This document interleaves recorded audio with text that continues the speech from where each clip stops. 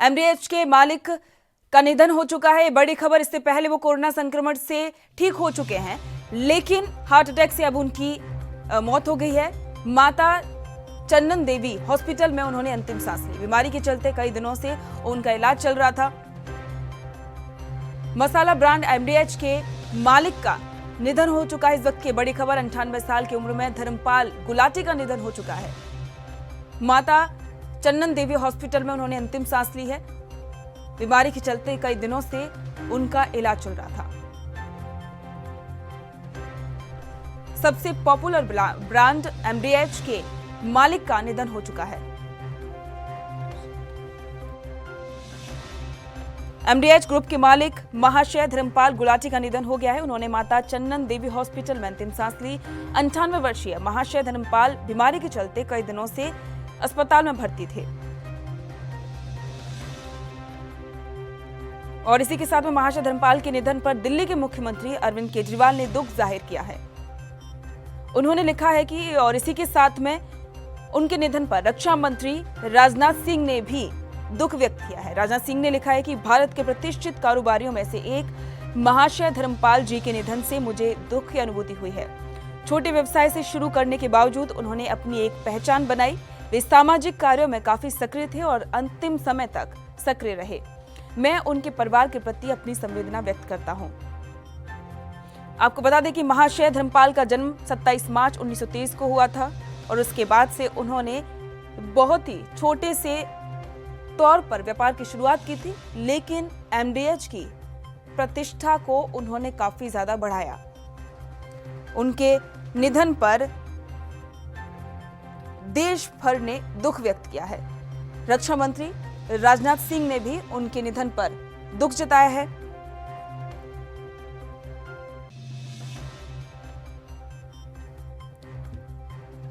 पल्लवी राजपूत हमारे सहयोगी जुड़ चुके हैं। पल्लवी, एक बहुत ही प्रतिष्ठित थे, वो व्यक्ति थे, एमडीएच के मालिक थे, उनका निधन हो गया है। कैसी प्रतिक्रियाएं सामने आ रही हैं? पूजा, अपने दर्शकों को हम जानकारी दे दें कि देश की दिग्गज मसाला कंपनी एमडीएच के मालिक महाशय धर्मपाल जी का आज निधन हो गया है। सुबह लगभग 5:30 बजे उन्होंने अंतिम सांस ली। बताया जा रहा है कि पहले उन्हें कोरोना हुआ था। कोरोना संक्रमित से जब वो ठीक हुए तो हार्ट अटैक से उनका निधन हो गया। वे 98 साल के थे। व्यापार और उद्योग में उनका उल्लेखनीय योगदान था और पिछले साल उन्हें राष्ट्रपति रामनाथ कोविंद ने पद्म भूषण से भी नवाजा था, उनका सम्मान किया गया था।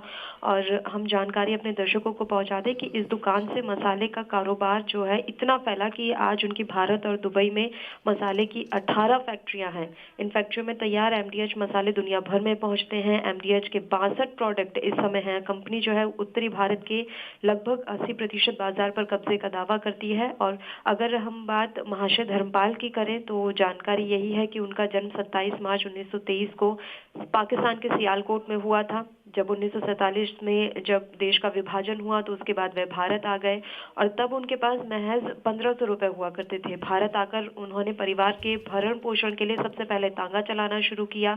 फिर उनके परिवार के पास इतनी संपत्ति जमा हो गई कि दिल्ली के करोल बाग स्थित सबसे पहले अजमल खान रोड पर उन्होंने एक मसाले की दुकान खोली और मसाले का ये कारोबार इतना ज्यादा फैल गया कि अब पूरे दुनिया में इनकी अच्छी खासी जान पहचान है। एमडीएच के जो ये मालिक है महाशय धर्मपाल, ये किसी पहचान के मोहताज नहीं है। सब इन्हें जानते हैं, ना सिर्फ देश में बल्कि पूरी दुनिया भर में इनकी एक अच्छी खासी पहचान है।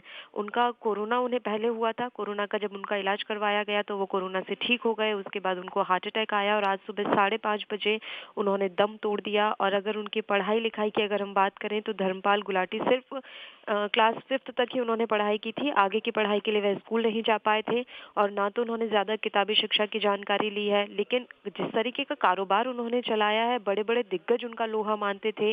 पूरी दुनिया में उनका जो ये मसाला है वो सप्लाई होता है और बाहर से भी उनकी ये मसाला जो है खरीदा जाता है। और बताया, ये जानकारी मिल रही है कि धर्मपाल गुलाटी जो है एफएमसीजी सेक्टर के सबसे ज्यादा कमाई वाले सीईओ थे और काफी ज्यादा इनकी प्रॉपर्टी इस समय है।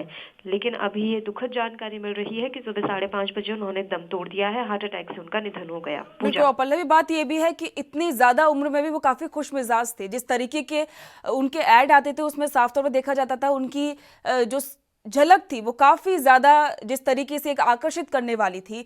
और यही नहीं, इसके साथ साथ में उन्होंने काफ़ी ज़्यादा जनता के लिए भी काम किया है, समाज सेवा में भी उन्होंने काफ़ी ज़्यादा योगदान दिया है।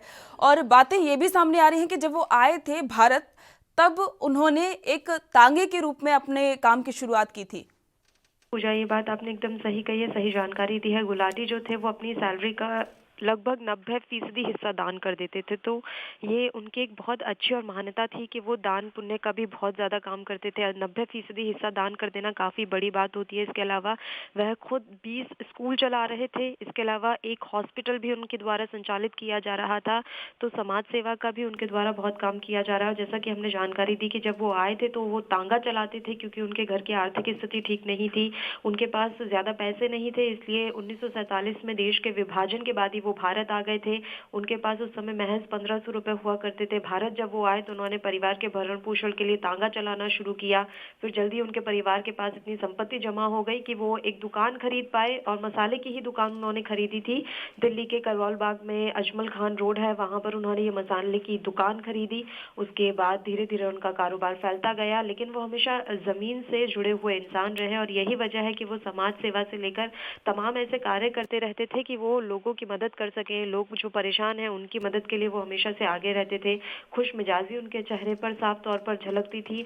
बड़ी बात है कि वो 90% हिस्सा दान कर देते थे जो भी उनकी कमाई होती थी। इसके अलावा 20 स्कूल जो है उनके द्वारा संचालित किए जा रहे थे। एक हॉस्पिटल अभी भी उनके नाम पर चल रहा है।